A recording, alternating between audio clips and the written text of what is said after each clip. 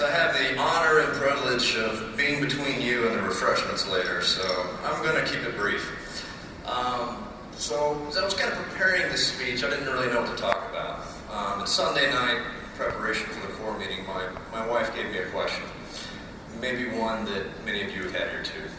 And basically she said, why do you do what you do? You work too much, you volunteer for this organization, you put in so much time, and I don't understand why. So, I'm a little unorthodox, so I'm going to have a little fun with it, but part of any good story is the rule of threes. So, I'm going to give you my answer, in three things. Totally unrelated, and we're moving together. First thing, fuel pellets. Second thing, civil rights movement. Third reason, breeder reactors. Alright, you ready? Okay.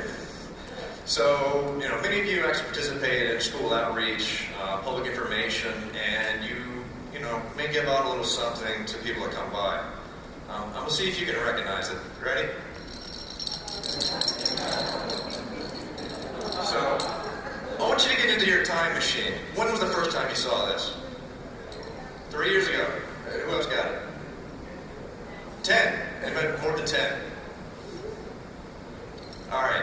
Mine's 23 years ago. 23 years ago.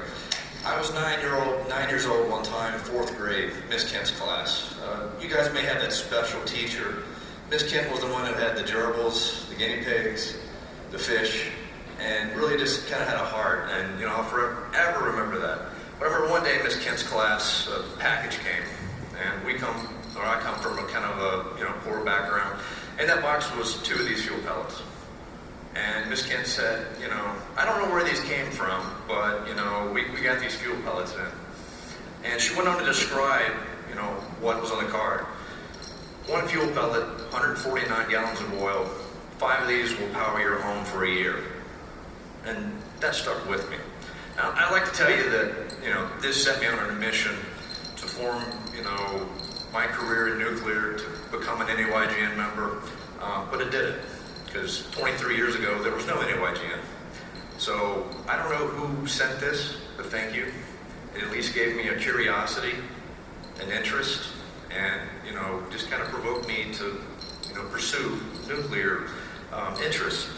But, the one part of that always stuck out to me was the 149 gallons of oil. Being 9 years old, I didn't really, know how things work. But I knew oil was somehow related to gas.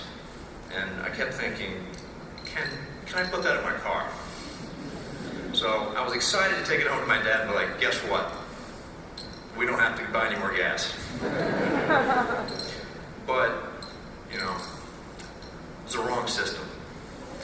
This is only special in certain systems. Maybe like many of you. The potential that's in this pellet is only good in certain systems. Are you in the right system? Civil rights, part 2. Civil rights movement was led by many, many, many great speakers, orators, Dr. King in particular. But does anybody know what one of the engines of the civil rights movement was that kept it going? Anybody? Grassroots, communities, churches, neighbors, people going together. It's like, hey, I didn't see you at the rally last night, what happened? So it was accountability. And that's what a lot of us have in this room right now. Is we are a community. We're accountable. Part 3, breeder reactors. So going back to my analogy with the fuel pellet potential. So why do I come to these conferences? So maybe many of you are also potential. Maybe you're real potential, not a piece of plastic. But a breeder reactor, you know what goes into it? Raw material, depleted fuel. So maybe many of you are raw material coming in fresh out of college, don't have the background or experience. Maybe some of you have been championing efforts out in the industry and just feel tired, beat down. So you come back. This is a breeder reactor. You become enriched. You become now a source of energy again. So with that, folks, I'd like to welcome you to the 2015-2016 year. Thank you for all your hard work and efforts, and keep it going.